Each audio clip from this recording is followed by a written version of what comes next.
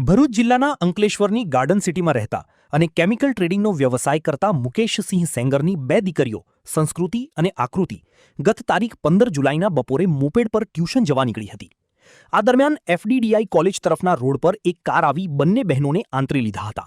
આ કારમાંથી ધોરણ 12માં તેની સાથે જ અભ્યાસ કરતી પલ, તેના પિતા દેવભાઈ, માતા અને દાદી બહાર આવ્યા હતા. જેઓએ કેમ મારી દીકરી સાથે ઝઘડો કરે છે તેમ કહી બંને બહેનોને અપશબ્દો બોલી હાથાપાઈ શરૂ કરી દીધી હતી. એટલું જ નહીં, કારમાં રહેલું બેટ પણ પલને આપી બંને બહેનો પર હુમલો કરાવ્યો હતો. તો પલની માતા અને દાદી ચપ્પલથી આકૃતિ અને સંસ્કૃતિને માર મારવા લાગી હતી. જોકે આ દરમિયાન લોકો ભેગા થઈ જતા હિંસક પરિવાર બંને બહેનોને ધમકી આપી ત્યાંથી કાર લઈ ભાગી ગયું હતું. બનાવની જાણ થતાં જ બંને બહેનોના પિતા સ્થળ પર દોડી આવી દીકરીઓને સારવાર અર્થે જયાબેન મોદી હોસ્પિટલમાં. हम लोग ट्यूशन जा रहे थे तो मेरी एक फ्रेंड है पॉल करके जिसके साथ हमारा झगड़ा हुआ था। उसके पापा वो लोग आए और उन्होंने हमारे ऊपर गाड़ी चढ़ा दी और उसके बाद है ना वो लोग डायरेक्ट हमारे ऊपर हाथापाई करने लगे। वो जो उसके पापा थे देवा भाई, वो दारू पीकर है ना मारपीट कर रहे थे और उन्होंने है ना बेड से मारा हमारे सर पे, शोल्डर पे, पैर पे।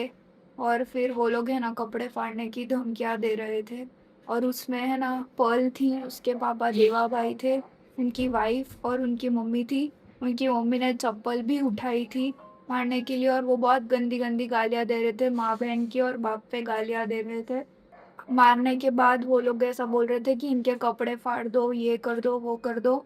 और फिर जब मारने के बाद वो लोग बोलते हैं कि इतना मारो जब तक पेट ना भरे तब तक।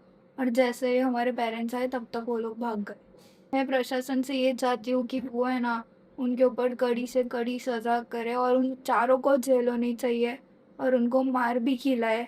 और ऐसे तो अगर वो लोग अगर इसको दबा देंगे तो हमारे ऊपर क्या होगा? कल तो कोई भी लड़की बाहर जा ही नहीं पाएगी और हम लोगों को हमारी वो मतलब हमारे उस पे एक्शन तो मिलना ही चाहिए उनको।